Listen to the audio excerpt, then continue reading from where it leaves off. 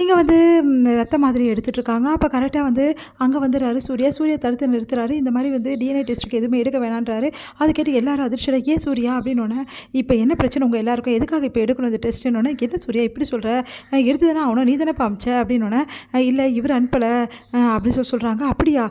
அப்ப வேற யார் அனுப்பிச்சது?" "அதெல்லாம் அப்புறம் இருக்கட்டும். முதல்ல டெஸ்ட் எடுக்கட்டும். அதுக்கப்புறம் பார்த்துக்கலாம்." அப்படி சித்ரா சொல்றாங்க. உடனே வந்து "அதெல்லாம் எடுக்கக்கூடாது." "ஏன் எடுக்கக்கூடாதுன்ற?" "எடுங்க நீங்க." அப்படின்னு சொன்னோனே, "எடுக்கக்கூடாதுன்னா எடுக்கக்கூடாது அப்படின்றாரு. சரி எதுக்காகப்பா எடுக்கக்கூடாதுன்னு சொல்றேன்னு சொல்லிட்டு எல்லாரும் கேட்குறாங்க.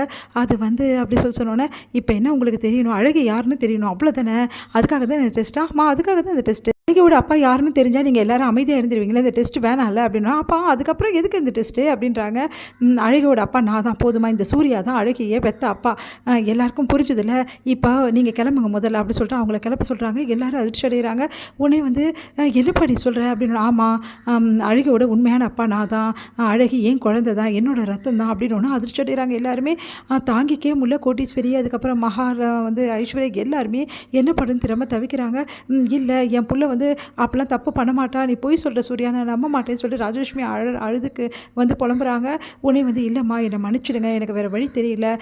நான் வந்து அழகியோட அப்பா நான் ஒத்துக்கிட்டு தான் ஆவணும். அதனால வேற வழி தெரியாம தான் நான் சொல்றேன்.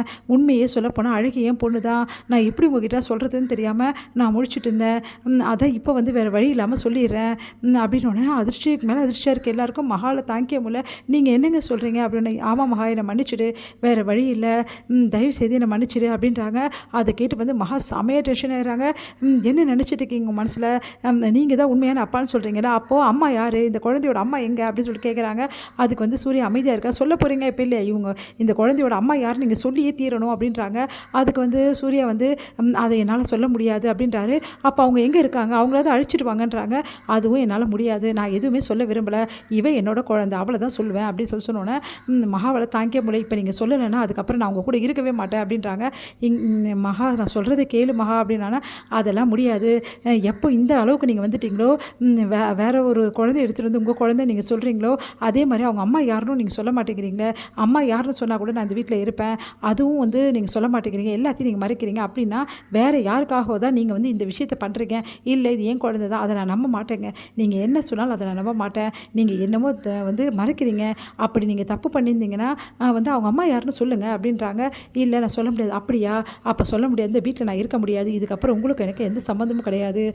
இதுக்கப்புறம் வந்து என்னை தேடி வந்துடாதீங்க." அப்படின்னு சொல்லிட்டு கிளம்புறாங்க மகா. உடனே எல்லாருமே அதிர்ச்சி அடைகிறாங்க. உடனே வந்து "மகா அப்படிலாம் பண்ணாதம்மான்னு" சொல்லிட்டு தாத்தா பாட்டியும் வந்து கேட்குறாங்க. "என்னை மன்னிச்சிடுங்க. இதுக்கப்புறமாவும் இந்த வீட்ல இருந்தா எனக்கு தான் அசிங்கம். எனக்குன்னு ஒரு சுயமரியாதை இருக்கு. அத நான் காப்பாத்திக்கணும் இல்லையா? இந்த மாரி இருக்கும்போது நான் எப்படி இங்க இருக்க முடியும்? நீங்களே சொல்லுங்க." அப்படின்னோனே இங்க சித்ராவும் அவங்க பையனும் ரொம்ப சந்தோஷப்படுறாங்க. "அப்பா நல்ல காலம் மகா போயிடுறா." அப்படின்னு சொல்லிட்டு ஐஸ்வர்யா வந்து "நீங்க மகாவ யாரும் தடுக்காதீங்க. நானா இருந்தாலும் இந்த வேலைய தான் நான் பண்ணியிருப்பேன். மகா இந்த வேலைய செஞ்சதுல என்ன தப்பு இருக்கு? எப்படியும் வந்து வேற ஒரு பொண்ணு கூட வந்து கேவலமா இருக்கு இவர் பண்ண வேலை. எப்படி எந்த பொண்ணு தாங்குவா? எந்த பொண்டாட்டி வந்து புருஷன் இந்த மாரி இருந்தா தாங்குவா?" அப்படின்னு சொல்லிட்டு ஐஸ்வர்யா வந்து சொல்றாங்க. அத கேட்டு எல்லாரும் என்ன பண்றதுன்னு தவிக்கிறாங்க. ஆளாளுக்கு வந்து "நீ சூர்யா இப்படிப்பட்டவனா நீ? நாங்க நம்பவே முடியல. ஏன்பா இப்படிலாம் பண்ண?" அப்படின்னு சொல்லிட்டு எல்லாருமே கேட்டுட்டு இருக்காங்க. வந்து என்ன பண்றதுன்னு தெரியாம எல்லாருமே பார்த்துட்டு இருக்காங்க. ராஜலட்சுமி வந்து "இதுக்கப்புறம் நீ என் புள்ளையே கிடையாது.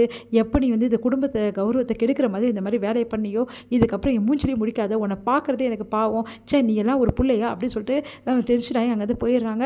சூர்யா என்ன பண்ணுறது தவிக்கிறாரு. அந்த குழந்தை வந்து அப்படியே பார்க்குது. அந்த குழந்தைய வந்து தூக்கிக்கிறாரு. "இதுக்கப்புறம் இத பத்தி பேசாம இருக்கிறது எல்லாருக்கும் நல்லது. நான் தான் சொல்லிட்டேன்ல, நான் தான் அப்பான்னு. இப்ப என்ன பண்ணணுமோ உங்களால என்ன பண்ண முடியுமோ பண்ணிக்கங்கன்னு" சொல்லிட்டு சூர்யா போறாரு. இதெல்லாம் பார்த்துட்டு அப்படியே மகாவும் அங்கேருந்து கிளம்புறாங்க. இதோட முடியுது.